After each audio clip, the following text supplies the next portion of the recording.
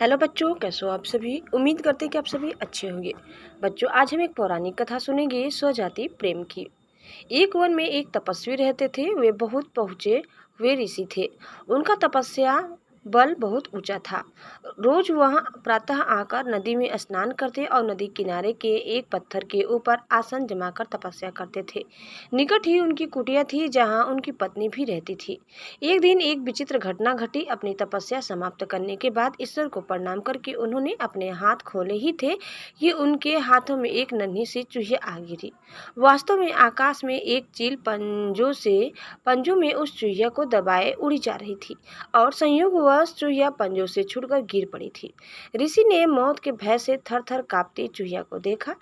ऋषि और उनकी पत्नी के कोई संतान नहीं थी। कई बार पत्नी संतान की इच्छा व्यक्त कर चुकी थी। ऋषि दिलासा देते रहते थे। ऋषि को पता था कि उनकी पत्नी के भाग्य में अपनी कोख से संतान को जन्म देकर मां बनने का सुख नहीं लिखा है। किस्मत का लिखा तो बदला नहीं जा सकता, परंतु अपने मुंह से यह सच्चाई बताकर वे पत्नी का दिल नहीं दुखाना चाहते थे। यह भी सोचते रहते कि किस उपाय से पत्नी के जीवन का यह अभाव दूर किया जाए।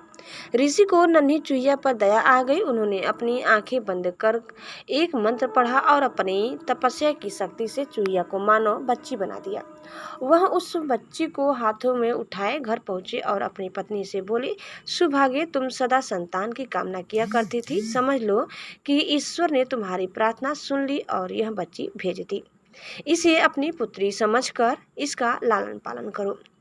ऋषि पत्नी बच्ची को देखकर बहुत प्रसन्न हुई। बच्ची को अपने हाथों में लेकर चूमने लगी। कितनी प्यारी बच्ची है, मेरी बच्ची ही तो है यह, इसे मैं पुत्री की तरह पालूंगी। इस प्रकार वह चूहिया मानो बच्ची बनकर ऋषि के परिवार में पलने लगी।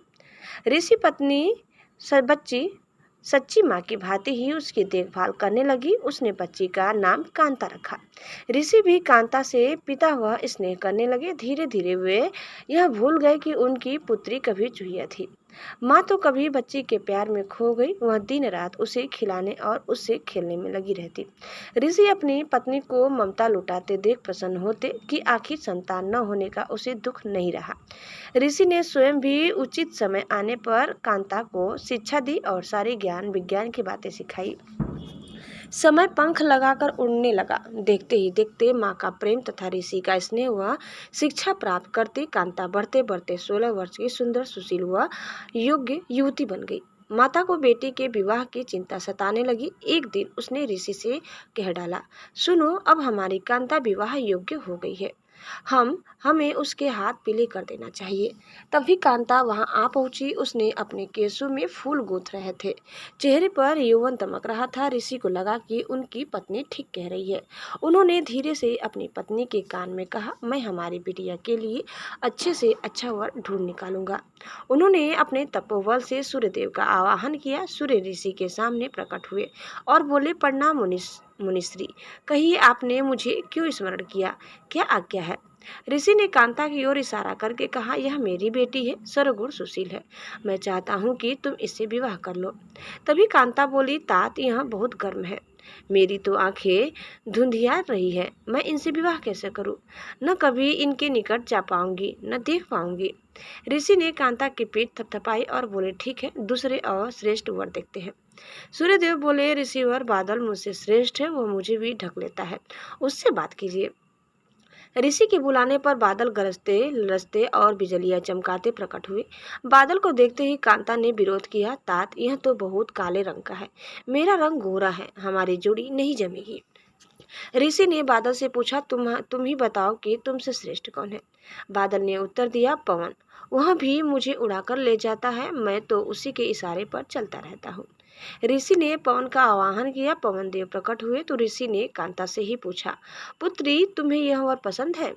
कांता ने अपना सिर हिलाया, नहीं तात, यह बहुत चंचल है, एक जगह टिकेगा ही नहीं, इसके साथ गृहस्थी कैसे जमेगी। ऋषि की पत्नी बोली, हम अपनी बेटी पवन देव को नहीं देंगे। दामाद कम से कम ऐसा तो होना चाहिए जिसे हम अपनी आंखों से देख सकें। ऋषि ने पवन देव से पूछा, तुम ही बताओ कि तुमसे श्रेष्ठ कौन है। पवन देव बोले, ऋषिवर, पर्वत मुझसे भी श्रेष्ठ है, वह मेरा रास्ता रोक लेता है। ऋषि के बुलावे पर पर्वतराज प्रकट हुए और बोले, ऋषिवर, आपने मुझे क्यों याद दिलाया? याद किया। ऋषि ने सारी सच्चाई बात बताई। पर्वतराज ने कहा, पूछ लीजिए कि आपकी कन्या को मैं पसंद हूँ क्या।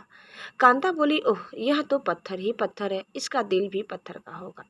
ऋषि ने पर्वतराज से उससे भी श्रेष्ठ वर बताने को कहा तो पर्वतराज बोले, चूहा मुझसे भी श्रेष्ठ है, वह मुझे भी छेद कर बिल बनाकर उसमें रहता है। पर्वतराज के ऐसा कहते ही एक चूहा उनके कानों से निकलकर सामने आ कूदा। चूहे को देखते ही कांता खुशी से उछल पड़ी, तात तात, मुझे यह चूहा बहुत पसंद है, मेरा विवाह इसी से कर दीजिए। मुझे इसके कान और पूंछ बहुत प्यारे लग रहे हैं, मुझे यही वर चाहिए। ऋषि ने मंत्र बल से एक चूहिया को तो मानवी बना दिया, पर उसका दिल तो चूहिया का ही रहा। ऋषि ने कांता को फिर चूहिया बनाकर उसका विवाह चूहे से कर दिया और दोनों को विदा किया। बच्चों, कहानी से सीख, जिस जीव योनि में जन्म लेता है उसी के संस्कार बने रहते हैं। स्वभाव नकली उपायों से नहीं बदले जा सकते। बच्चों, उम्मीद करते हैं कि आपको हमारी आज की यह कहानी जरूर पसंद आई होगी।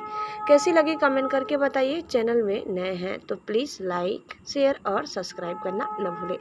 धन्यवाद। Bye bye.